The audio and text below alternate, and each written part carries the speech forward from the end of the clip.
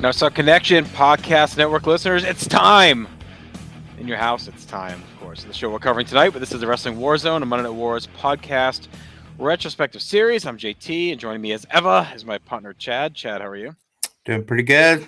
It's usually exciting when we do a pay-per-view, but Yeah, not tonight. No, WWF, well, WWF didn't care about it. I don't know how much we're supposed to care about reviewing it. We'll see. that's true. I'd ask how you're doing, but we were together recently, so I think we're all caught up probably on that. But anything happened in the last day you'd like to update on, or you're okay? Rewatching The Sopranos. Oh, all right, that's big Made it news. through college already. Oh, So, geez, all right, you're cruising. oh, I know. I think I'm gonna at some point, and it's not. I probably watched it more recently than you, so I'm just not quite there yet. But yeah, it was just easy to put on the plane. right, So I watched like 2 episodes, and then I watched 2 episodes today, or 3, I think. Also watched Die Hard on the plane. That was a pretty fun plane movie to watch. So Christmas movie. I don't know. Who cares? I don't. That's like my least favorite debate every time that comes up. That's like, all right. It's an old one for sure. That's basically is Montreal a work of the Well, stay tuned to a future episode of No Holds Barred. yeah. I did finish Tulsa King on my flights, and I had a great finale, so I was excited about that. Hopefully, Okay. season 2. Season 2. We're talking mob shows. It's a mob show. I don't know. You don't like it? I'm not a very big Stallone guy. No, I think he's really good in it. Nah, I always kind of find him like a little low energy. I mean, it's like 75 now. Yeah, but even like in Rock, like in Rocky's done and out, there's a lot of, a lot of like ooh, moments. Woe is me. It's a tough, tough line here. All right. All right. Whatever. Succession. I watched some more Succession. Yeah, I do need to see season 3. How's the energy on that? All right. Energy's okay.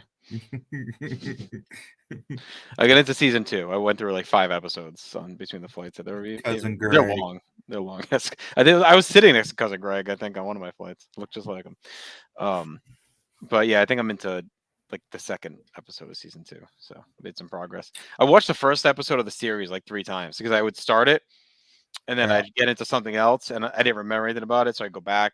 But on the third take, I finally like had the room to like go with it. But even now, I hadn't watched it in a while, but I was kind of out of things like for a plane binge, so I decided to try and get into it now. I'd say I'm pretty into it now. I'm this far along and watched a bunch in a row. Yeah, I like season 2 better than season 1. So yeah, it seems that way. I mean, I think season 1 they were still figuring a lot of shit out. And like season 2, you could tell they definitely have command of their characters like way more for sure. All right. I'll tell you what doesn't have command of the characters. It's the WWF in late 1996. That's for sure. So before we get into the show tonight, which is In Your House this time, the final day of pay-per-view in 1996, any Meltzer news and notes we want to hit on? Or are we all nothing real big, nothing huge leading in. On the show, we see Cybernetico and P. Roth, who we'll talk about, but that I mentioned that last time that they'd locked up the AAA guys. Yep. That's kind of the biggest thing right now between both companies is they locked up the AAA guys, so WCW decided they needed to lock up the guys they're featuring because they didn't want them to get rated. So I guess they've indirectly helped all those guys that are probably just getting paid. Yeah, in some ways. Whatever, got them all contracts. So. Yep. Conan should be happy that his boys signed with WWF. Maybe I'll send a couple DMs over talking about it. Yeah, I mean, this is a weird venue for a pay-per-view. Mm-hmm. A lot of the In Your Houses are. So it's the West Palm Beach Amphitheater. Yeah, auditorium. Currently, it's a Jehovah's Witness center. So they bought it a while ago and renovated it, but it's on the water. It also has kind of like a pyramid shape. It looks sort of like the Memphis Pyramid a little bit. So. It had like a moat too that obviously we'll see later. Yeah. I thought it was kind of a cool setting, but yeah, for like the inside looks major pay-per-view. Yeah, it's on brand within your houses. Like from the very first one at the On Center, and then the one in Omaha we watched, it looked like it was in a barn. I mean, we've been in some pretty unique locations. it's usually never good if you can see like the custom food and drink concession sign right next to the entranceway Yeah. on a pay per view. I mean, there's only 5,700 people in attendance, so it's small. I mean, Right. it's just where they're at right Oh, now. You know. Ross at one time said during the show said like we could have filled a whole lot more. I mean, maybe. Who Yeah. knows? We'll see. Like, we're not far from them running big arenas for Raw. Like that's coming within like a Yeah, month. I kind of don't know why they didn't do the Florida Panther Stadium in Sunrise. If Right. they didn't want to do like whatever the American Airlines or whatever it was called in Miami, they could have done the Florida Panther Stadium in Sunrise and probably done okay. Yeah, all I can think was that they were trying to keep the small feel for these shows, and also knowing they may not draw as much as a standard pay per view. I mean, they've had now 2 years of evidence of what these things draw, so we haven't been tracking it. I guess we go look back at like what previous senior houses have been doing, but it's probably not dramatically I different than mean, theirs. yeah, I mean, I don't think the building in Saginaw is that big either. So Right, so it's like pretty much on brand. I mean, they did run a Market Square Arena for Buried Alive, so that was like 10,000. Mind Games was at Core States, that was 13,000. International Incident 14,000. yeah, GMC. in your house three is 5146. Blue Air Dog was 6,000 the first night, which is what we'll go In by. your house four is shockingly 10,339 to see Bulldog and Davy. Hershey 72. Omaha was actually 100. almost 10,000 in Omaha. That surprised me. I thought that was more like it looked like an airplane hangar when you look at it. Yeah, I mean Louisville, the Louisville Gardens is only 5,500 is what it says. Yeah, almost 10,000 for that. Beware of Dog 6,000 in Florence and 4,500 and the other, of course, in Vancouver they killed it 14,804, which is crazy. Philly was 13,000 and Market Square was near Yeah, 10,000. So this is the lowest in a while, and right. I believe UTC is a little bit bigger. Yeah, it's 6,400. So I mean, This might this be the may last be small one they do, probably. like real small one. Yeah. Yep, I believe so. It also features one of your favorite tropes of 1996 WWF, technical difficulties. uh, Yeah, I don't know what was going on tonight, they don't but say much on the shows much. I think they talk about it more like on Raw the next night. But because of those events, they ended up having it for free on DirecTV or Quest TV and Viewer's Choice days later because of all the issues. So I mean, it's been a running theme. yeah, usually it's like with a storm or something going outside, but I mean, Executioner and Taker go out there. It didn't look like it was That's assuming it was recorded severe that night. weather. I don't know if we have any info on that, but it wouldn't shock me if that was cut Well, in. that could surely that couldn't have been cut because you can see fans out there. So Yeah. unless they were just like loitering around or they got 100 extras, which I don't think Just they seems like a would. risk to have Terry Gordy have to climb back up out of that pond and make it back to the ring. I mean, they could have done that earlier in the night, Right. but Yeah, maybe while the matches, other stuff was going on, they were filming that potentially. It possibly. seems like a risk though with people out there doing that. Like usually, if you're doing that, it's when no one's around. Yeah, I actually, I'm gonna say that was live. Yeah. Although he did book it back in the arena pretty good. Right. I mean, he gets there fast. So maybe they helped him Mm-hmm. up. All Yep. right, December 15th, 1996. Like we said, it's our last pay per view of the year. A very basic opening video. It's all about Brett and his quest to get the world title back. We get our little opening animation. We got Vince McMahon, Jerry the King Lawler, Jim Ross. Welcome us in here to West Palm, and we get opened up with Flash Funk taking on Leaf Cassidy. A little bit ECW vibes to this, I guess. Funk's still just a month in. Leaf will be in ECW soon enough over the next year or so. But he's looking angry. I guess he's solo. He's kind of at a crossroads now. JR even says it. Jannetty, we know he got banged up at Survivor Series. I don't know if we see him again or not. We'll find out, I guess.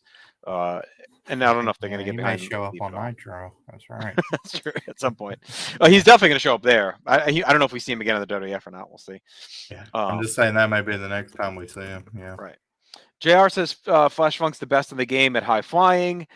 He dances out the Funk Cats. A very long entrance. Again, the audio screwy. I think we talked about the issues. Vince is dancing with the Funk Cats. JR goes, "There's the leader of the WWF. Yeah. I didn't come to dance. I came to call a match." So he's all bitter still. So right out of the gate, we know we're getting angry JR after that. Yeah, you got something? Yeah. So it looks like he's on one Raw coming up, Okay, Marty. Real quickie, and then yeah, he's gone he's till done. Nitro for another year All or right. so. Yep. So I'll be curious what they do with Leaf. I know he's around for a bit. Um, Yeah. I because he mean, does. this felt like a litmus test for him. Yeah. Well, it looks like maybe I don't think it's a litmus test or a push. I think it's more likely it's a litmus test um, to use him as the steady hand, right? The guy that's going to help Hmm. get other guys over, a Yep. gatekeeper kind of guy. So we'll see if this role suits him. And then, I mean, I know he doesn't show up in ECW until like end of '97, so I don't know how long he must put around for a while. Yeah. Because I don't think Maybe. like the head stuff starts till the very end of '97. So Right. Oh, boy. we get some. Y'all hadn't tracked. He hadn't showed up yet where I y'all think are at, he's or he's I just think he's started. like just starting to pop up. I don't Okay. know if where we're at, he's done the head thing. Like I'm watching a little bit ahead, so I've seen a bunch Yeah. of it, but Right. um, I know he returns before that starts, so he's there for Nah. a bit. Yeah. I'm looking at his. I mean, he's on a lot of Raw's Wars I thought coming up so. in '97. Yeah, yeah, It's nothing big, but it's like when it looks like whenever they had to throw. Not I'm gonna say a lot, but he's on a smattering. It's kind of like when they had to throw someone out there, they did, and it looks like around end of July he was out of there. yeah. So I think that's around when he goes to ECW because he shows up for a bit, like before um he starts doing the head Yeah, he's stuff. at Hardcore Heaven versus RVD. Right. Yeah. And, yep, He's there and consistently since. yep, it looks like end of November is when he starts consistently being on TV. End of Right. November, 1st of December. Okay, Yeah. Okay. there we go. So we get him for a bit. We'll be talking about him for a bit. We'll see how he pans out. We get some easing in. We get some dancing. Get some dancing into a lockup and trade off of early control. Vince talks up Rocky Maivia's big free for all win earlier tonight to Sal Sincere.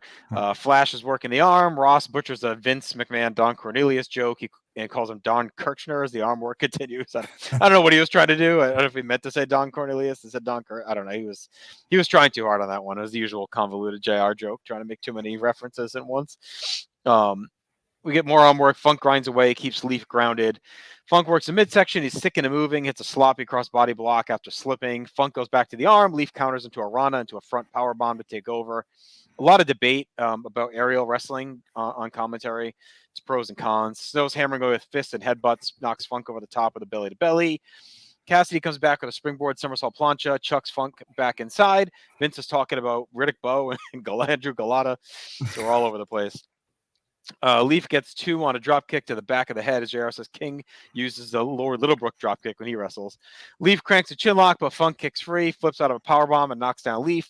Leaf catches Funk in the air. It's a power bomb and goes to a reverse front face lock, slams Funk down, but whiffs on a top rope moonsault. Funk punches and kicks and gets a springboard enziguri, knocks Leaf out to the floor. Funk follows with a high cross body. Back of the ring, Funk slams Leaf, gets a top rope moonsault for 2. Leaf comes back with a clothesline. We get a flurry of roll-ups into near falls, into a Funk enziguri. Funk, it's a back suplex and finishes him off with the 450 for the win. This was solid, but it was also clunky. I think the memories of this match actually hold it a little too high. Probably it may as was my mind. I remembered it being pretty good, but I feel like the buzz out there, like historically, is that this is like like a cool match and was a showcase. But I thought they actually struggled with a lot of the spots. I think it was a big match for Leaf, like we talked about. The show, he's not just a clown, like as the part of the Rockers, and it was a spotlight for him. I thought Flash flashed a little bit here, but it wasn't consistent enough to. And we saw that in the Raw match too. We talked about it. He should be opening the throttle more. It was a good way to start the show. It's a quality win for Flash. I went 2 3/4, which I would consider, definitely a letdown from what I would have expected coming in. And I know Scorpio wasn't just a high flyer. Like I watched enough of ZCW stuff to know he worked a grounded style where he mixed in the high spots. But to me, they're bringing him in here to be an opening cruiserweight match guy, right? Right now, like this is what they're looking for, is what WCW is doing. So I would have made this much more of like a high flying style versus like a hybrid. I would have just had him hit all the spots, the bomb, the moonsault, like empty the barrel. Right? We still haven't seen that. We saw the Raw match in this where it was like, he's just working like everyone else. Like, and To me, that's not what they're looking for out of him. The way they talk and present him is like, oh, he's this great aerial artist, and he can be, but just have do a sprint where he's flying around for 6 minutes, right? Versus like a ground and pound with Leaf. So I went 2 3/4 too. I agree. I thought it had some nice high spots, but also very inconsistent as well. For me, I think it's more of an overall. This is actually where I'll give. I don't know. Like I don't want to give WWF a pass because I don't think the Flash Funk gimmick's good at all. But I think it'd be easy, and I think this is where I stray from even like the most hardcore. Some of the opinion, like this made the yearbook, and with the yearbook, the amount of matches in full were very limited. Like this was the only thing in full that made it from this pay per view. They clipped the main event.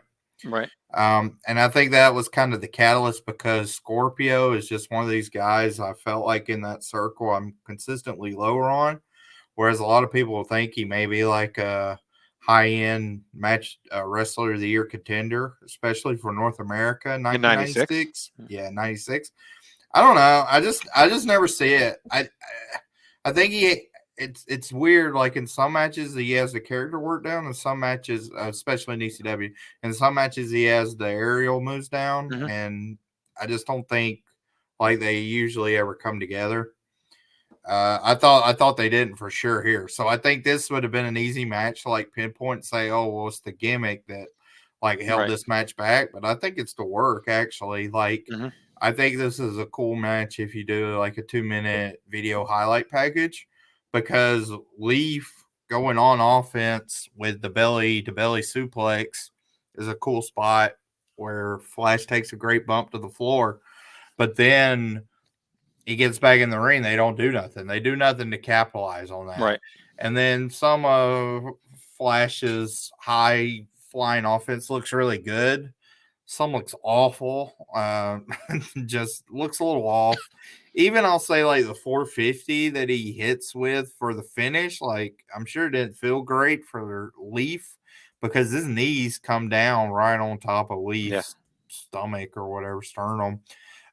So just overall, I felt like the match didn't have any consistency, didn't really tell a story. On commentary, when Ross would actually call the action, I thought he did a really good job. It made me kind of wonder if he was still in WCW. I think he done really good calling the cruiserweight stuff. Yeah. Oh, yeah. For sure. But in some ways, this felt like a response to the cruiserweight stuff, like their version, but Right. it didn't hold up. So 2 3/4. I mean, it's fine, but Yeah. it's disjointed. I don't know if it's remembered or not, but I mean, I think there's a lot of I think it's better. definitely remembered, but it's like, oh, but I think it's one maybe it isn't hasn't been watched enough to really have the right. It's like one of those ones that's in the back of your head, like, oh yeah, I remember that was like like Kid and Hakushi, right? That's one we always reference in '95. It's like in your mind at the time, it like stands out more, right? That was better than this, but Right. it's not like the classic that you thought maybe at the time. I Nah. also think I think Scorpio's best stuff is in ECW because the sloppiness plays there. Like because it's a little grittier presentation, especially the era he's there before he's gone before they get kind of cleaned up. So like him missing spots or barely, maybe coming down heavy or awkwardly.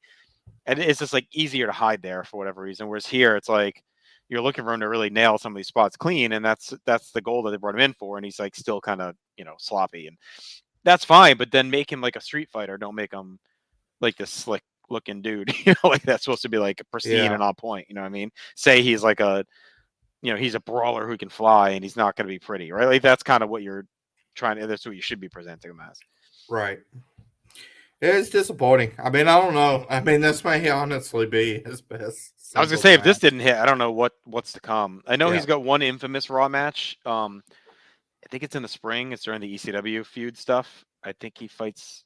It's either RVD or Sabu. I think he fights on Raw, and so other than this, that might be his best match. But If it's Sabu, that's encouraging. I do like him with Sabu in yeah, if I '96. can't. It's a Raw match, right? So I think it's like five Right. minutes or whatever. You know what I mean? So it's probably not gonna be much. That But may be better though. I mean, that's what I think for this match. If you cut this right, yeah, down, like I know this was before video packages, but if you could have done like a YouTube highlight video of this match in 2 minutes, it yeah. would have looked cool. But Yeah, so if they cut this down, they could have probably found another match for this card. I mean, there's a lot of guys out on the show, right? So, I mean, Mankind's not fighting. I know he kind of does in that other match, but Austin's not yeah, I fighting. mean, you Goldust look isn't at fighting. the final matches; they're all stuck in there, Yeah. like the untelevised. All right, Ross plugs the Royal Rumble '97 home video, which hasn't even happened yet. So that was, I was wondering if this was like the Coliseum video version Yeah, of this. So like the it Rumble has had to already be. happened, maybe. Yeah, it has to be. Yeah. So he plugs it coming March 11th. We then get to the ring for our tag team title match, which is Razor Ramon and Diesel taking on Owen Hart and the British Bulldog. This match was kind of thrown together. Very Razor and thrown Diesel, together. we thought they were done. We knew they weren't gone, but we thought maybe they were done for any kind of push. But I mean, I guess outside of Furnace and LaFon, there's no other teams. So I guess this is it. I mean, the Guns are done. The Godwins are kind of not presented as any kind of threat on any level. So if they didn't want to burn off Furnace and LaFon yet because they wanted to make this more of an angle, I don't know. This is probably your only choice, I guess. If Marty's hurt too, so I don't know what they could have done. No one's around. Ramon and Diesel are barely out of the locker room, and Ross is already whining about the fans booing. I think they take a half a step out of the curtain. Oh, they're already booing on these fine young athletes. Ross says they need good leadership, and if they stick to their solid game plan and concentrate, the gold's going to be theirs. We go backstage where Kevin Kelly is with Owen, Bulldog, and Clarence Mason. He asks about their lack of focus lately, their continuity, and he says Steve Austin is the reason why, but Bulldog and Owen both kind of shrug it off and say things are fine. We then get clips from earlier on the day on Superstars, which is interesting now because Superstars has moved to Sunday. So they kind of use it almost as like a pay-per-view pregame, like earlier in the day. So instead of doing they kind of do the old school hybrid where like there's some matches with different commentators that they throw back and forth to, and they do live stuff at the building, which I thought actually added a little bit to this, having some of those things live earlier in the day. And it was on that Bulldog wanted to attack Steve Austin, but before he could, Razor and Diesel attack the champion. So Bulldog's still looking kind of for revenge from Austin trying to bust him up on Raw. Ross just keeps slipping up when talking about Razor and Diesel's game plan. Like they're playing it like he's in with them, like he knows the plan, but he's trying to act like he's, impartial a little bit. Diesel and Owen start up. Owen dodges a charge, hammers away, but Diesel shrugs him off. Ross says these guys aren't 50 years old, bald with artificial body parts when he's trying to defend them. Of course, shots at Hogan and Piper. Cibererico and Piroth from Triple A come down the aisle to watch, and Vince says they'll be at the Royal Rumble in San Antonio. Diesel knocks Owen to the floor. Razor and Bulldog reset. Razor works the arm as the luchadors head off. We get a very quick stay from them. They don't really do much. Bulldog comes back, hammers away as the crowd wakes up because Steve Austin is sauntering to ringside. Bulldog gives up a pin cover. He slides out right away, jumps Austin. They roll, which I did like. I like that it wasn't like he was distracted by him. He saw him. He hates him, and he went to go attack him. He wants to fight. So I thought that was good. They roll around throwing fists until the officials come out, break it up. Ross is freaking out that Bulldog could get counted out because he doesn't want Razor Diesel to win that way because he wants him to win the belts. Austin is driven back as Bulldog goes in and takes some shots from Ramon. Owen tags in. Now they start to work the arm as Owen hits a nice missile dropkick for 2. Diesel hooks the ropes and Owen falls to the floor. Diesel throws him into the post. Diesel keeps working him over the ring. Ross called out that this would be the plan. Working Owen's back, I guess, hitting a big side slam along the way. Ross barks at Diesel to cover, but Diesel slugs away and tags Razor. Razor gets 2 on a follow-away slam, goes to a neck vice. Diesel and Razor continue to tag and work over Owen. Diesel misses an elbow drop. Ross is angry with the fans on the way they treat Diesel. Diesel and Razor continue to power down Owen until Diesel eats an elbow and a boot on charges. Owen hits an enziguri, makes a tag. Bulldog comes in hot with a flurry, cleans house as JR laments Razor's big mistake. Bulldog gets 2 on a leg drop. He takes Razor over with a great vertical suplex for a near fall. Things break down as all 4 men throw down. Diesel catches Owen, and Bulldog drop picks them both over the top, where they slug it out on the floor. In the ring, Bulldog tries a power slam on Razor, but Razor slips free, loads up the Razor's edge. In comes Owen with a spin heel kick, and Bulldog rolls through with a jackknife cover for the win. So it was a pretty smooth finish. It was kind of maybe like a harken back to like the Rockers Orient Express at Rumble 91 kind of thing, where it's like you set up one move, it's a bang bang into a roll up out of nowhere. You're comparing this Not at that to level. that. Not at that level, but it was that type of finish. It was like Gotcha. setting up a finish, and there's a convoluted sequence to get you there. It was executed well. It's like me putting on a tuxedo and say I'm pulling off the George Clooney look. Don't doubt yourself. Okay.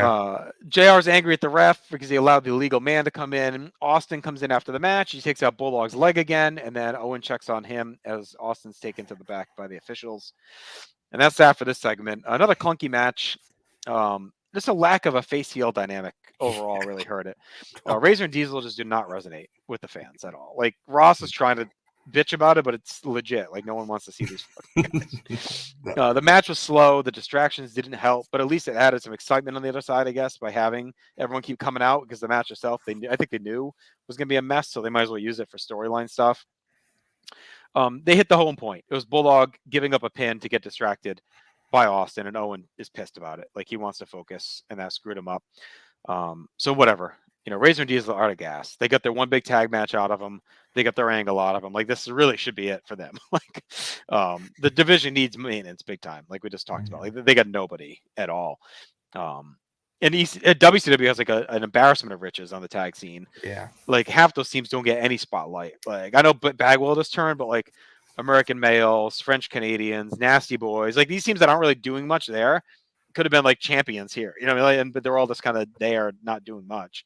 Even ECW has teams they could have poached and brought in, and done something with, just kind of sitting around. But Saturn had just jumped. Or would jump, in the future to WCW. I mean, over the next few months. But like, could they have tried to grab the Eliminators? Like, I think they're someone that could have come in and been stars out of the gate. Like, we'll see them briefly on a Raw in the new year. So that's a team I think that could have worked. Like, it's you're not gonna see them say, "Oh, the Gangstas" or whatever. Obviously, that wasn't gonna fly at this point for them. But the Eliminators were workers in their the style that could have been conducive to this. The Pitbulls too. Like, I mean, there's two big juiced up guys throwing dudes around. Like, there were teams out there they could have poached. PG-13, like we saw them briefly. I guess they will be back soon, but anyway, there's teams out there they could have brought in that would have made a difference. One last note too: Ross as the cheerleader was too much. It just dominated the match. Like it was just too much. It was way over the top. Like him cheering them on. Like it's stupid that just make him the freaking manager if that's what we want to do. Like having him play dumb, but then be clearly like. It was funny when Bobby would do it, I guess, back in the day, but like for him, it just feels like forced. Yeah. Just too much happening. The match couldn't overcome it. I went 2.25. Yeah, 2 for me. I don't know. It's a match. I mean, they were gunning for Harlem Heat as we talked about last episode. That would have been a great pickup. I think the Eliminators would have been too. But even if they didn't have to go out of, poach somebody or whatever, I see no reason why PG-13 weren't just in this match and just be done with it. I mean, overall, this match had too much going on. I don't know. I mean, the point of emphasis wasn't really on the match, but you kind of have to talk about the match and rate it, so it's a little weird. But the face heel dynamic was strange because they wanted to lead to Bulldog essentially getting the hot tag, which kind of got a good reaction. But then you got Owen essentially playing face in peril, which he gets no sympathy, of course. And yeah, a lot going on. The Austin stuff is fine. Like Austin's Bulldogs now all of a sudden,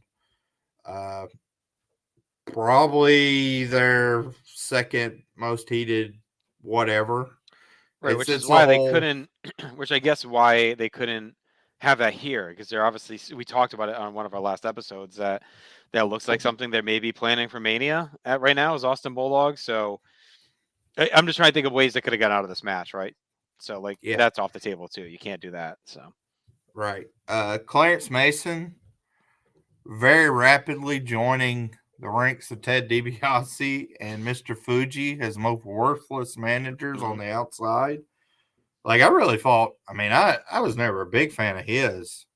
But I thought he was much more involved than he's been. Like, yeah, he doesn't do much. He does nothing out here. Like he comes out and that's it.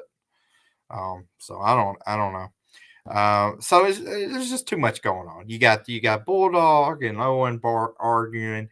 You got Raw still trying to cheerlead these two losers that nobody wants to see.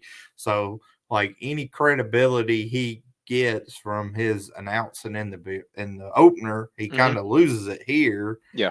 With this persona that's way over the top.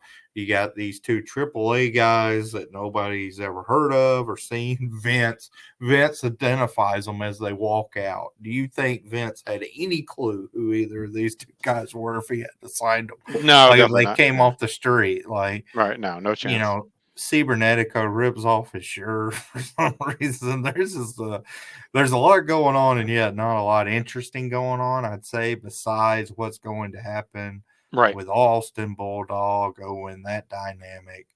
But them as a team, they're kind of stuck. Like Yeah. if they're not facing Furnace and LaFon, there's nothing There's no one interesting. left. Yeah, there's no one left. The division is a disaster, and like I don't.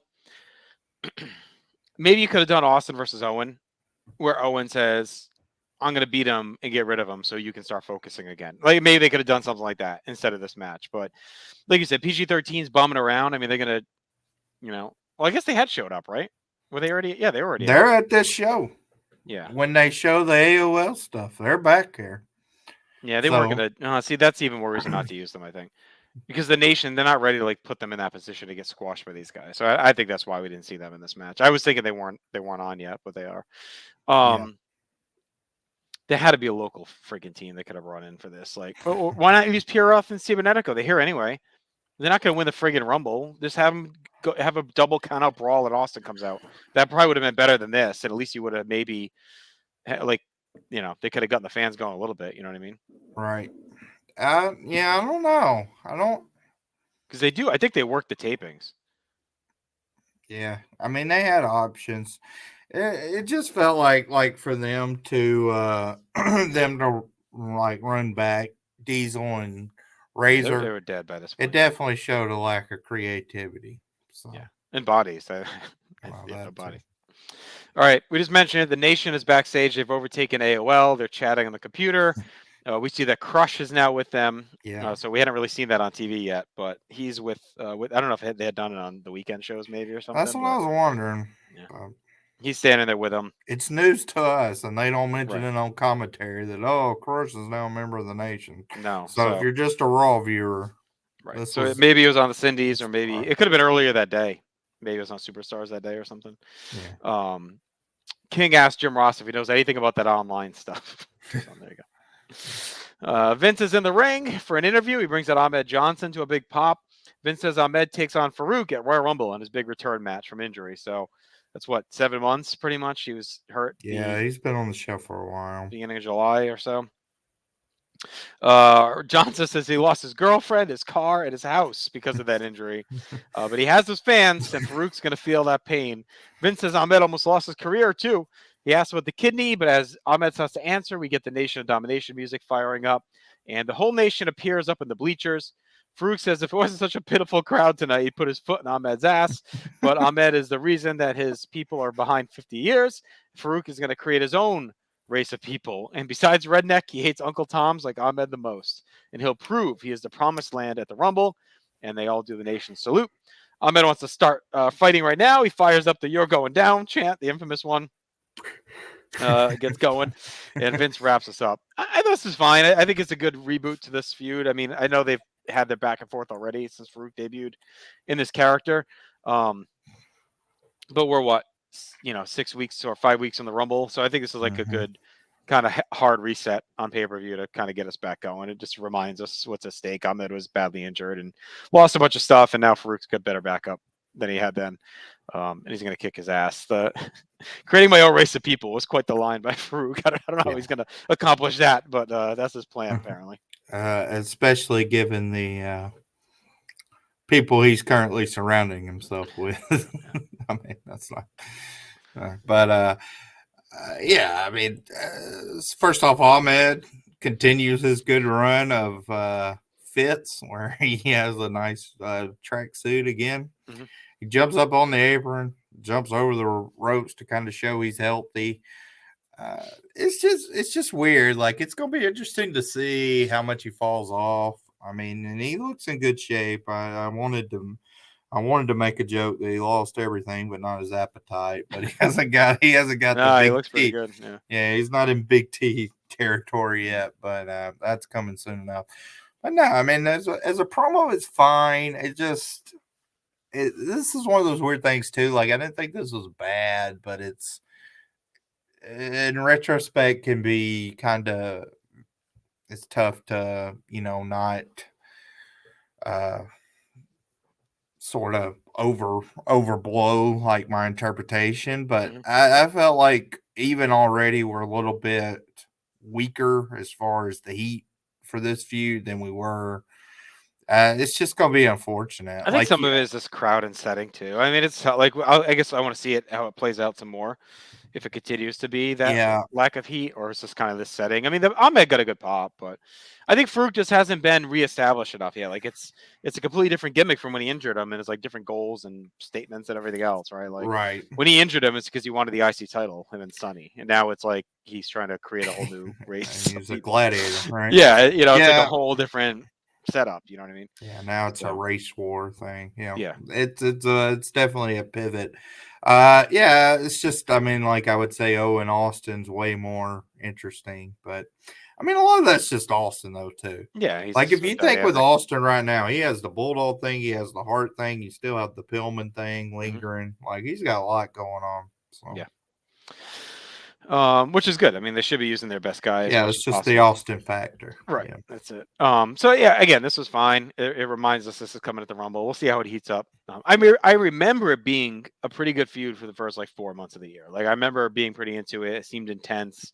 It was a lot of excitement about it. So we'll see if that carries over. But uh, yeah, we'll see how Ahmed bounces back too, and once Farouk gets in the ring and all that. But I thought Ahmed was fine here. I'm wondering too, like you said, we'll see if his work drops off. I don't think it's of yeah, his shape. I think it's probably he just starts getting overprotective and thinks too much about getting hurt, and so he keeps getting hurt. Is my prediction going forward is that he probably starts instead of what we liked about him was that he was kind of all over the place, right, flying around and do some crazy shit, and yeah. He could be reckless, he had good but good energy. reckless. Yeah, so Yep. maybe they're dialing. He maybe dials that back, and it leads him to be more hesitant.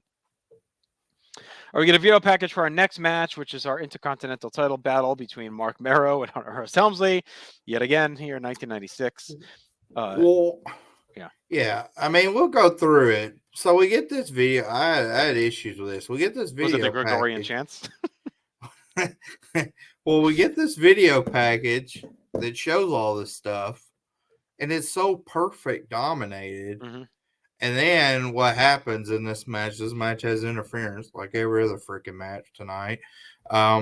But I mean, there's a spoiler. We're going to talk about it in 5 minutes anyway. Goldust comes out. We see Right. nothing about that in the video package. No. So again, I'm lost. I'm lost. Right. What's going on? Like, I guess Superstars It was a big, hopefully I has think a that lot day. going on. Well, no, but I think again, this was earlier that day. I think they Well, show it was like I think they treated or maybe it was on the free for all. I think it was on one of those two things. It might have been the free for all. that seems like Yeah. you're putting a lot of eggs in that basket, and commentary with three people is not very helpful No. in helping us out on It why must this have been the big free for change of all heart. because I think they assume most people probably watching the free for all that are watching. Superstars less likely, but I think most people. I mean, I used to watch every previous show on free for all when I was, until like later years, where it didn't matter anymore. But even the Heat days, I always watched Heat before the pay per view. So like, I think maybe because what else happened at free for all was the Rock match. I talked about that. So all you know is at some point the story is that Hunter made it past at Marlena or whatever. So Goldust is mad. But you're right. It's not really explained that well when he It's comes just out. between Crush and this. These are like Right. two Yeah. major development. I mean, there's 5 matches and one segment that happens on this show.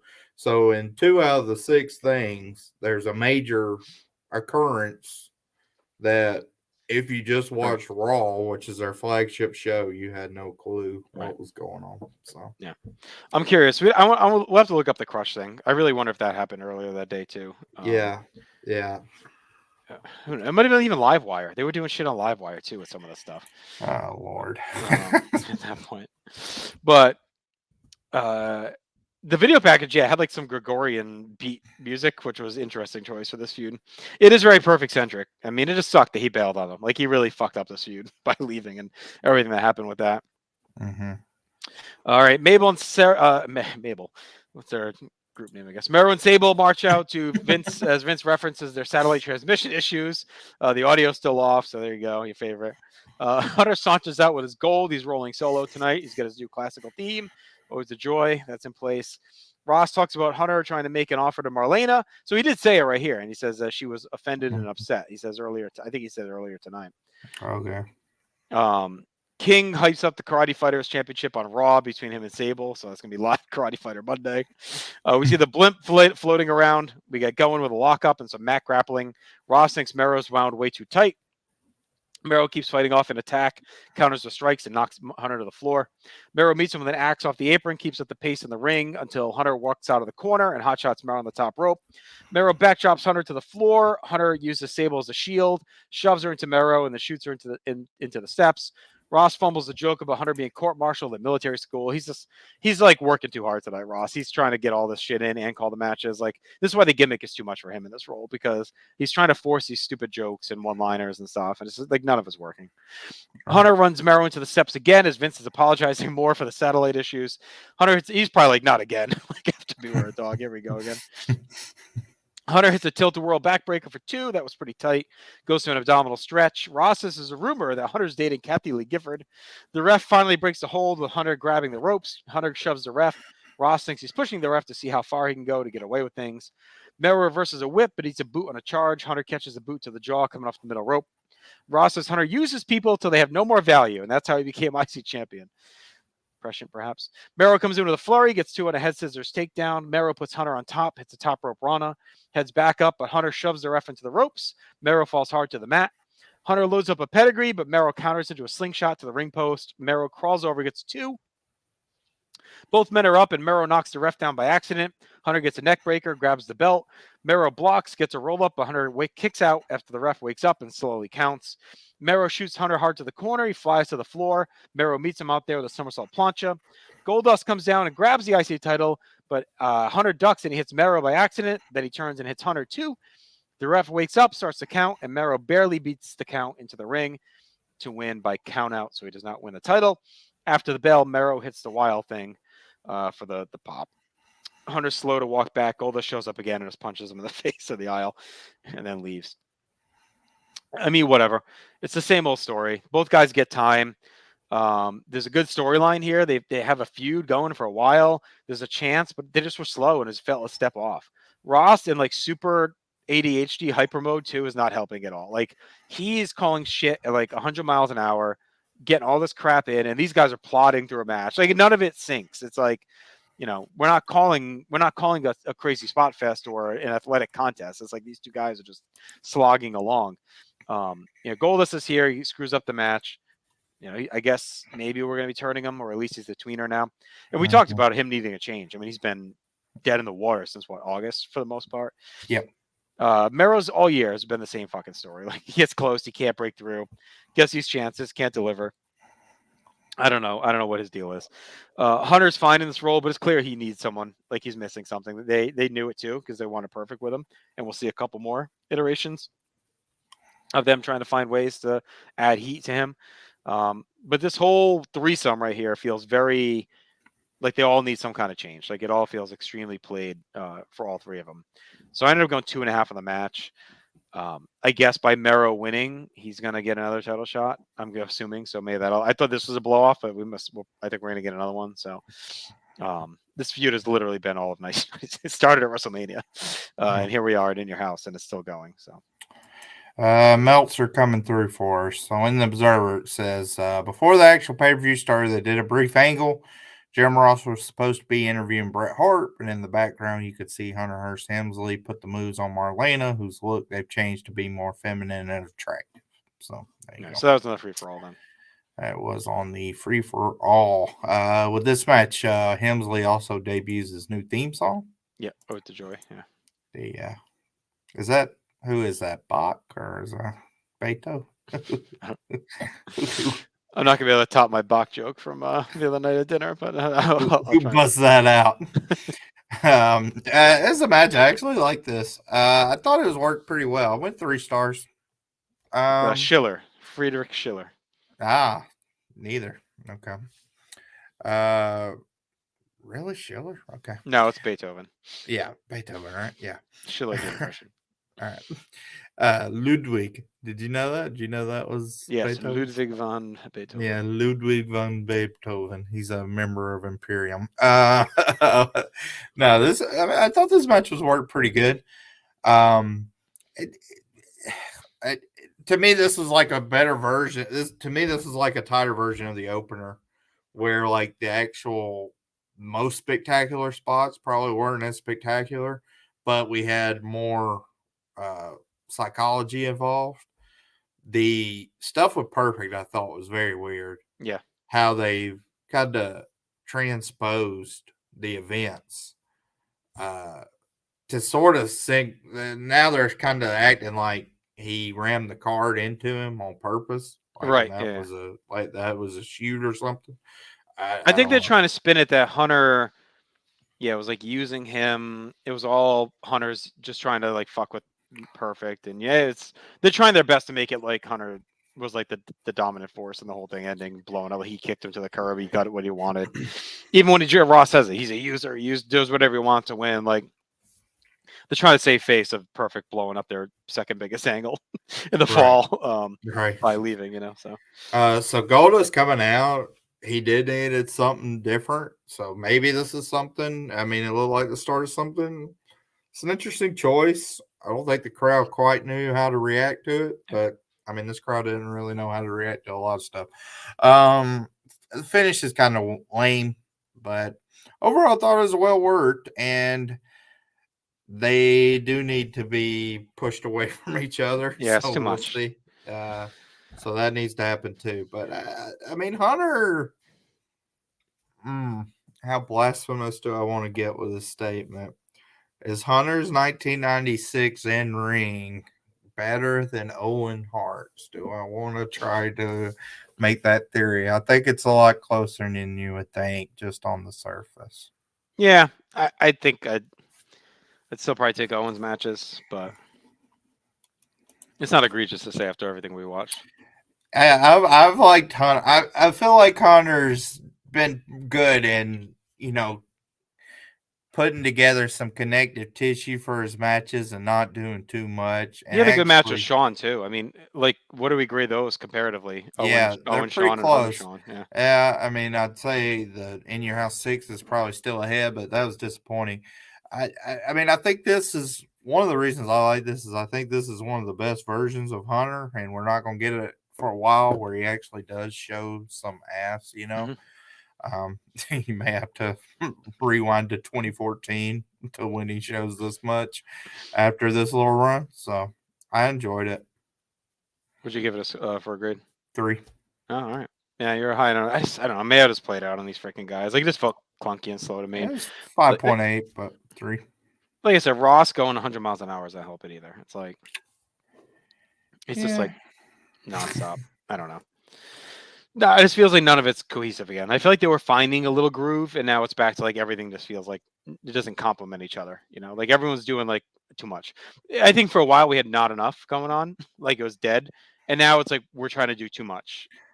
Well, I mean, this pay per view has interference or something in every match. Yeah, So right. They're trying to do too much. It's like I I think this mean, is I a don't know. I don't know. I don't know if it's. I mean, it's like they are, but then they aren't. I don't know. It's just everything's transition right now, so you have to see how stuff plays right. out. I think Because I what mean, yeah. the build was nothing for the show, so it's like there was Right. weeks they didn't do nothing. But I think what hurts too is they um by taping Raw in one night they limit yeah, themselves, right, to change well, stuff on the fly and do different stuff. So then we get to these pay-per-views, and I feel like they're trying to cram all the shit in, which should be what they're using TV for. But because they've already taped all the TV, they can't go back and change too much stuff, right?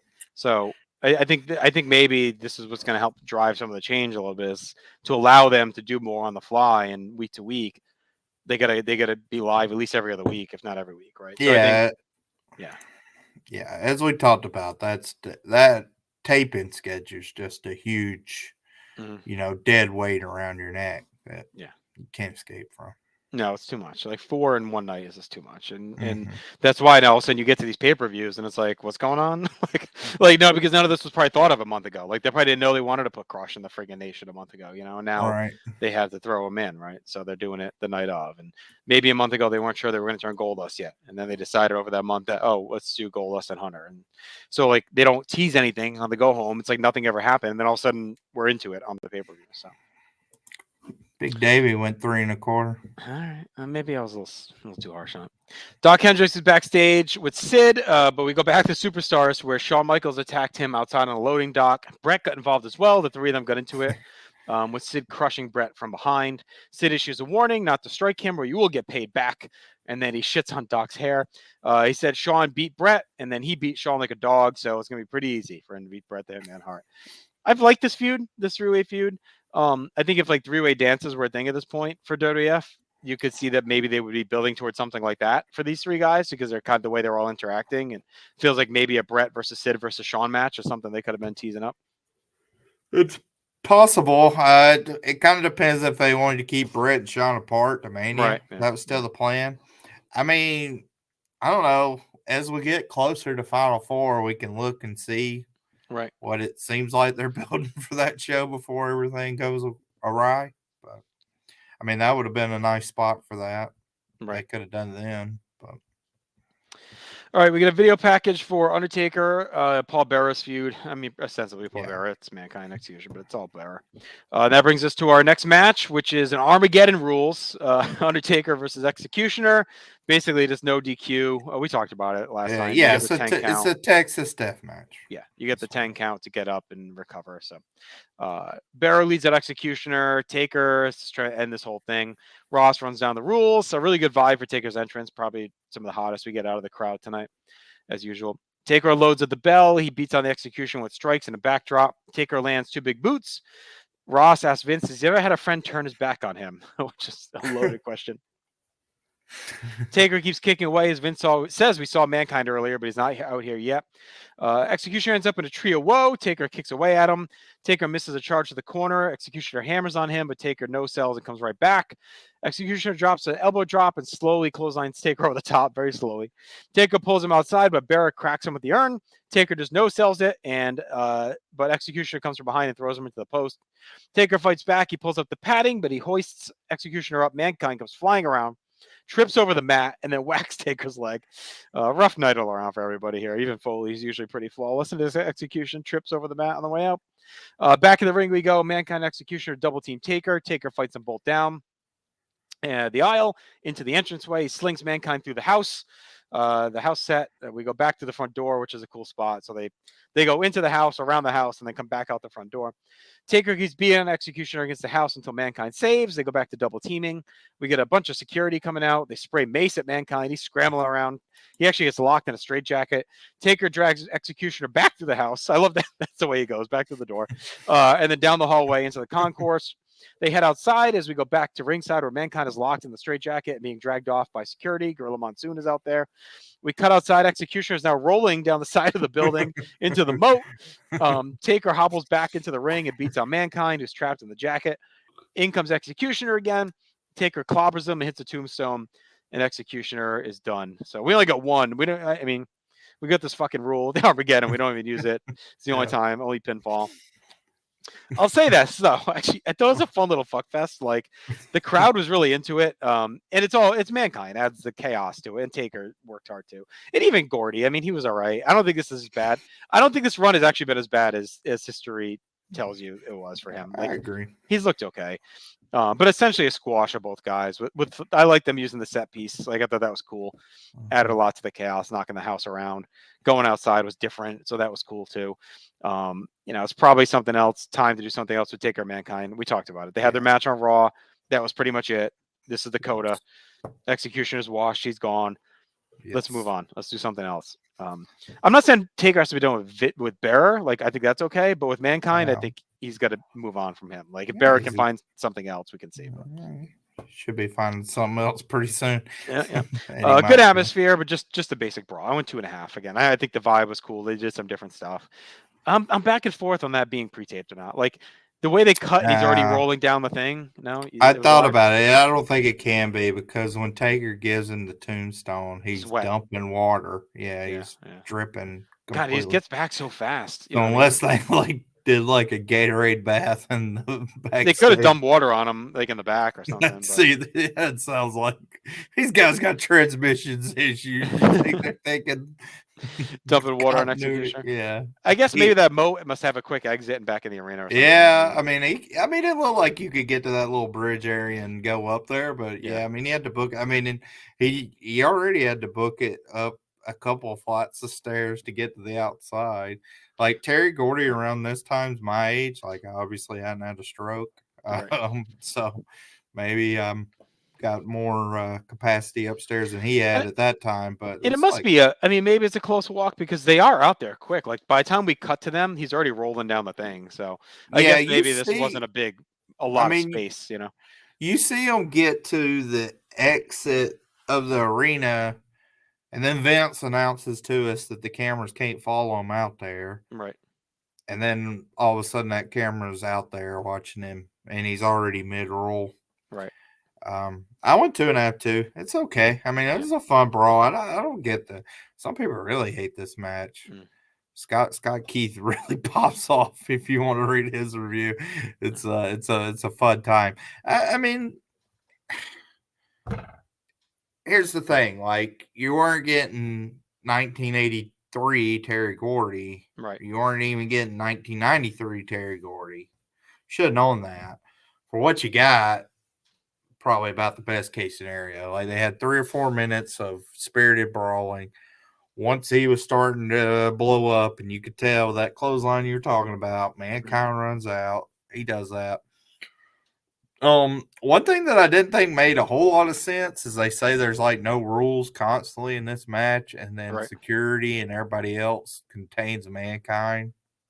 Well, I think they were trying to play him up that he was like a madman, but he doesn't do anything that mad. You know, like he No, should have been more vicious. Maybe then they say, "All right, yeah. we're gonna get this guy under control." Like maybe he should have punched the ref and like beat him down or something. You know. I think if he could have had a weapon, Right. like if he had like I An don't axe or know, something. axes or something, and Right. like went after the eye, or Right. just Yeah. something really crazy, then it would have justified it. Yeah, I mean, as it was like, dude, people have been interfering left and right. Like Right. Austin just came out here and clipped Bulldog's leg.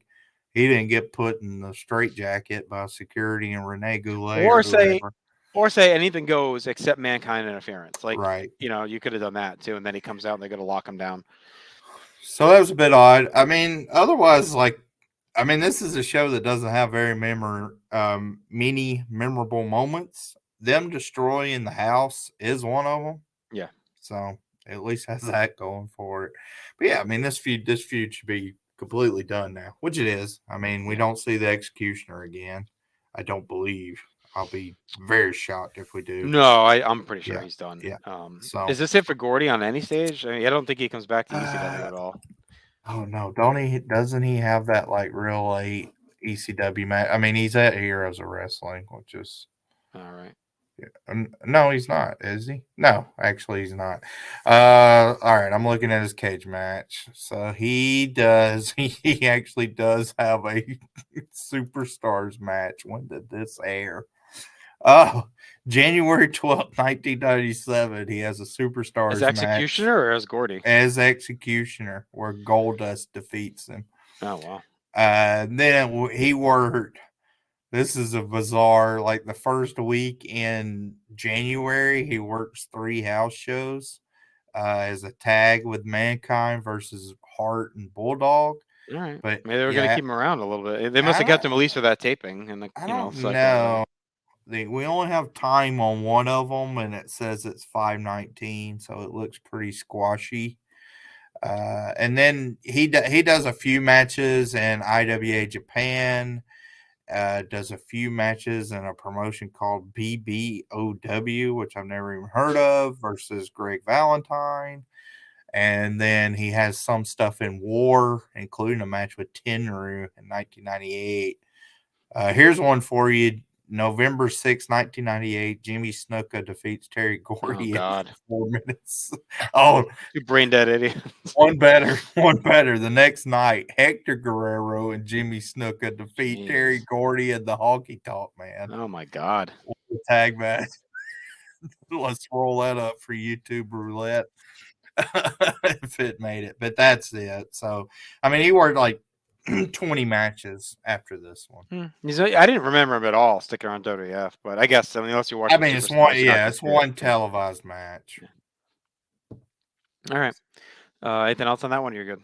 No, I mean it's just sad. I mean it is sad. Like this is the end of his career, and Right. I mean he was somebody that never really was the same after his stroke. I know we talked about him when he debuted. Like he's another one of these guys. Like I like him a lot. Like he's a lot closer to my top 100 wrestlers of all time than somebody like Flash Funk or Too Cold Scorpio.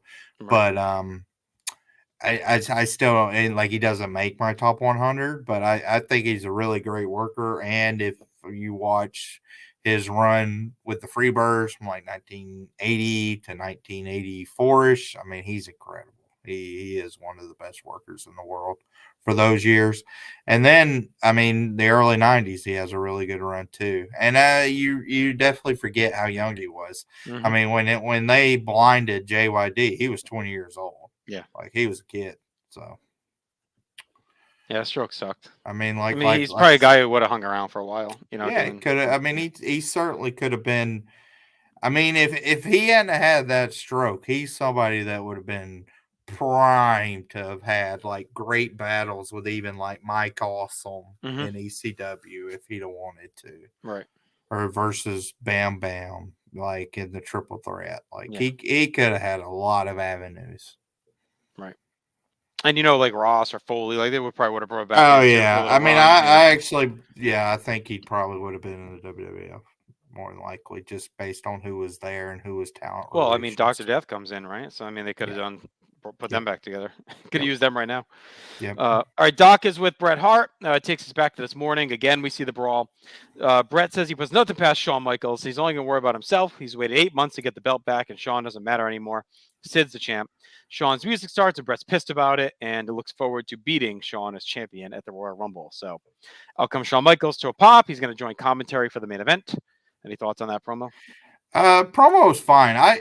We can talk about Shawn. I feel like Shawn looks really rough here. Mm, I don't know. I mean, we know he was going through some stuff. I think this is the first time like on screen. It's pretty jarring. right. Like, he didn't get beat up by 12 Marines or whatever, but I mean, he looks pale. He's kind of has like a 5 o'clock shadow beard going on. He has a very, and we've talked about he's kind of been changing his look a little bit, Mm-hmm. but he looked not well on this show. And he's not working, so I mean, maybe he's just like Well, he fucked works up. later. That's right. Yeah, he's on the dark match. Yeah. So I don't know Right. what the deal was. So that's that because I thought that too. I was like, is he just Right. you know, and partying backstage, which I mean, it's possible. It's not televised, so he might have punted the match. Right. So fuck it. He has a very quick match with Mankind, so Yeah. it's Yeah. possible. I just thought he looked really unwell, and we hadn't actually seen him right like he Yeah. was with Jose at his house Yeah. We and haven't seen him whatnot. in the ring. I don't think Hmm. since Right. Survivor. So. So All right. not great times. Like it's a depressing. That's another depressing look. His demeanor right Yeah, now. and they're clearly pushing. Like it's almost like Sid's an afterthought. So I could see why maybe going to this match. Like I don't think it's crazy to think Brett was going to win the title. Put it right back on him. He's back. He signed the big money deal. They're hyping Brett the shit out of Brett and Shawn. Like Mm-hmm. I don't think it's that crazy to think they're going to run Brett Shawn at the Rumble in San Antonio. Like I don't think it's that nuts of an idea here. At this point, they're trying to fill a huge building. You could argue in ways it might be bigger than Mania, given the setting that they're in. So, All right. Brett Shawn too is a huge ticket mover, as an Mm-hmm. idea. So, Yeah.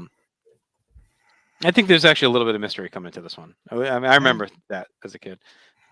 Brett's out first, gets a big pop. He's desperate, of course, to get his goal back and take out Shawn as well. But you can feel him start to crack too a bit. Like feels like he's over pressuring himself. Sean rips Brett immediately, calls him a punk, calls him pompous, a bitter jerk. Sean says Brett should be understanding about up-and-comers, passing guys out of their prime like him. Out comes Sid. His championship vibe is completely on point. The crowd is excited for him as well. Sean gets his infamous luggage line on Sid. Anyone is carrying a piece of luggage or whatever. He says Sid's a zero without guys to carry him. Just angry Sean, just full on shoot mode. He says Brett couldn't handle the loss. Sid beat down an old man. Sean rants about being who he is. No one can stop him as Brett attacks before the bell and hammers on the corner. Brett keeps unloading, but Sid cuts him down the clothesline and stomps away. We get constant Brett Sean talk all through this. Only King is trying to call the match. He's like the only one trying. Sid punts Brett to the apron, but Brett comes back with a boot to the face. He goes to the eyes and punches away at the gut. Brett takes down Sid, lands some strikes as Sean calls Brett vanilla, says you need to have emotion and a smile. Sid gets up and knocks Brett to the floor. He follows out and lays in some strikes. Sean talks about the bitterness of Brett and says the truth scares guys in wrestling, which Ross loves. That's right, yeah. We head back inside as Brett is back to punching. Sid knocks Brett outside, slings him into the railing, pulls up the mats and loads the power bomb, but Brett drives him into the post to counter. Brett shoots Sid and meets him with an axe to the back. Brett settles in with an attack on Sid, running through his usual attack of strikes and snap offense, targeting that back. Brett shoots Sid to the corner, drops a leg, and bends Sid into a rear chin lock. Rips off the buckle pad. Sean says Brett's desperate because he knows this could be his last title match. Sid blocks the turnbuckle shot, so Brett gets to the lower back and again hits a back suplex for two. Brett keeps working the back with a methodical attack. Sid keeps hanging on. Brett goes up top. Sid blocks and slams him off. Sid comes slugging back. He buries Brett with a big boot, follows with a power slam for two. Sid kicks away, hits a clothesline for two. Brett dodges a leg drop as Ross says he's never liked that move. It's another funny line. Sid blocks a sharpshooter, kicks Brett to the floor. Brett gets to his feet, but Steve Austin flies in, hits a big chop block on Brett. Out come British Bulldog and Owen Hart almost immediately. They back Austin away with a boatload of officials. Brett hobbles back inside, but he's hurting. He limps around. Sid goes right at the knee with kicks. Sid scoops up Brett, but Brett slides down. They both collapse and botch the spot. Sid picks up Brett again. This time Brett slips free, and they repeat it as Brett ends up careening into the exposed turnbuckle. Sid grabs Brett and plants him with a choke slam for two. Sid charges, but Brett ducks and hits a clothesline that takes them both over the top. Brett grabs Sean's chair that he's sitting in. Sean shit talks him, calls him a role model. Sid decks Brett from behind and stares at Sean and then pie faces him. Sean gets on the apron, but Sid throws Brett into him. Sean falls. Sid finishes Brett with the power bomb when he rebounds back into him. So Sid retains. Brett goes out and slugs Sean down. They scuffle at ringside as Sid is posing, which is funny. And Sid just walks away with the belt. Sean's back on the mic, bitches about Brett, and we're done. I like the finish. I thought it was a good chaotic ending. The main event scene just kind of shows us it's getting wild. We got Austin, we got Brett, we got Sid, we got Sean, just all in this melee. Bulldog and Owen are lingering, so there's like a lot of chaos going on. Again, though, it was slow. It was just a slow match. Not a ton of atmosphere baked into it. Brett was proficient. It was simple and basic. But again, most of the heat was on Sean in the booth. Like it's all about him. Just you could tell their hyperdrive going into Sean Brett at this point. Like that's what they're targeting for sure. Like it's everything that they're talking about constantly, and that's what Brett and Sean are talking about. So like Sid's almost completely overlooked. Austin gets the strikes, so they'll keep that simmering. Sean was probably a little heavy-handed, but whatever. I thought it definitely seemed to be more slanty against Brett and his actions overall, like Vince and Ross included. So it seems like maybe they're already planting some seeds for a Brett turn already, potentially. Again, solid main event, but it couldn't do what others did in this year, was to carry these in your houses with like a great main event and cap it off strong. Sid rolls on, unlikely champion. I went 2 3/4. Yeah, I'm at 2.5. Aaron might want to cover his ears for the next 5-10 minutes. I thought Sid was pretty bad. Yeah. I think he holds this match back. One, I mean, you can blame the crowd, but I did think he lost a lot of his aura that he had in MSG. Didn't get too great a reaction to me. They kind of, in some ways, actually babyface him the most out of all these three. And it didn't come off that way at the end. Like at the end of the show, he's standing tall while Sean's flustered and Brett's whatever. And Ross is trying to put that over on commentary, saying like, "Oh, he's done a heroic effort," meaning like he pinned both of them in 2 months. But I don't know. I didn't think it worked that well. And then within the match itself, like I liked the beginning, and I agree. Like it was shocking to hear King be the best analyst where he talked about like, well, Brett was making a big mistake trying to make it into a slugfest. So that was good. And then when Brett comes in and starts working the back, I was all in. Thought it might be, well, this is going to turn into not a very good, great match, Right. but it could be a good match. Sid has like no effects from that and then just kind of blows that off. Then we get a couple of minutes of just back and forth, and then it goes right to the finish. So again, it felt disjointed. I thought Sean was very annoying actually on commentary, very unprofessional, which Hmm. is usual, but just like he was throwing a bunch of jabs at Brett, at Sid. I mean, completely unlikable. Like Yeah. if they were trying to make him become heel and be as obnoxious as possible, mission accomplished. But I don't think that was what they were trying to do either. I think they were trying to do the toe the line with all these guys, and Yeah. it Shades just of they didn't gray know and how all to. that. Yeah. They didn't know how to. So it comes off as a disappointing main event. The year overall has been very interesting with these main events. Where I mean, you can, if you are Sean from a cocky standpoint, you can present that every main event he's been in has been Hmm. at least very good to great, except for the first Bulldog match where they didn't know they were live. Right. And if you look at the three main events Brett's had this year, they've all been disappointing. So that is something that could be put into play. It's interesting to think about. It's just overall. I mean, this felt. I don't know. This whole pay per view. This is one of these pay per views where it's like it's not bad, Right. and it feels like stuff happened, but then it also does give the feeling that like if you skipped it and you maybe watched like a 5 minute recap on Raw, you were good. Yeah. Right. So There was no must see incident. right. Um. So that ends it. I mean, Yeah. it was a replacement level main event for me. Decent match, 2.5. Yeah. And like we said, there were a bunch of other cards like this throughout the year, but that the main event would then hit 4.5, 5 stars and carrier, like mind games, like and good friends, better enemies. Like Yeah, like I there's mean, no good reason friends, this better right. enemies. Yeah, they those cards definitely had worse stuff, like actively bad stuff Right. on it. But yeah, they had a Even whole international lot incident, better. right? It was kind of shaky on the undercard, and I mean it was okay, but and then a really good main event helped carry it. So that was kind of the theme for a lot of these 2 hour shows, and this one, Brett and Sid just does not get there to deliver on it. Yeah, I'd say my rating on this show overall is probably closest to international incidents. Just I like international incidents Or main maybe event In Your better. House 6 is a good one because like that main event kind of sagged as well. But Yep. all right, let's get to our awards. Match of the night. I went Hart Sid was the highest for me, All even right. though yeah, Yeah, I ended up going Hamsley versus Mero, yeah. but it's not great. For best moment, I went with the house destruction with Taker, Mankind, and Executioner kind of ripping through the house.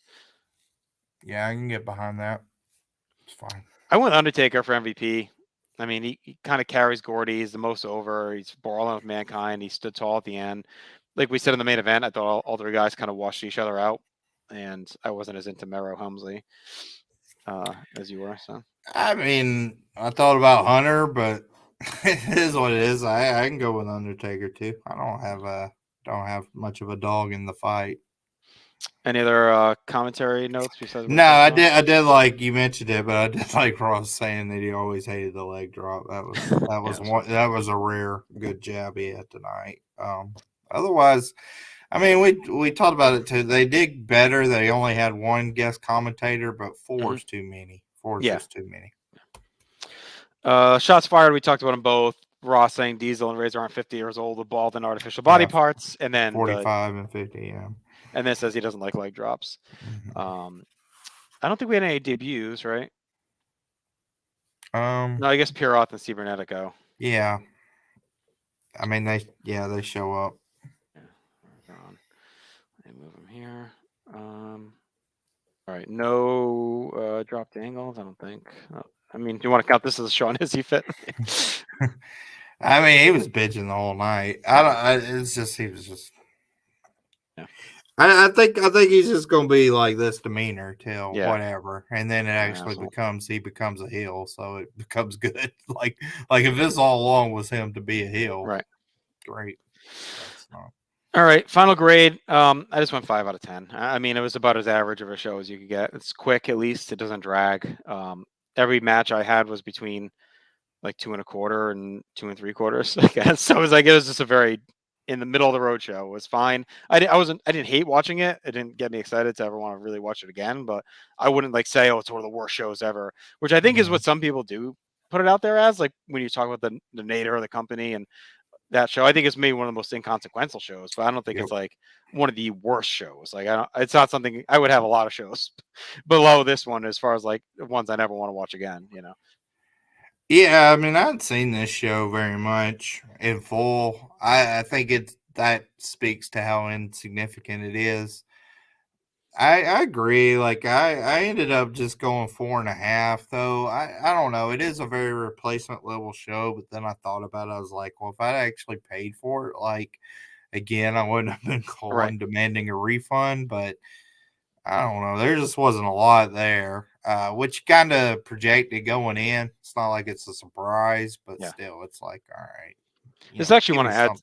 I had seen quite a bit because, like, I mean, I've talked about it. I only had so much shit on tape in this era, so it was like one of those easy. It's an easy background show. Like I was doing stuff as like in 1997 on a random summer afternoon, doing shit like throwing on in the background kind of thing. It's an easy. If you're into the era, it's like an easy watch. So again, it's not something you want to go back and rewatch, but if you're looking for something to doze off to, like it's not a bad choice. You know what What an endorsement.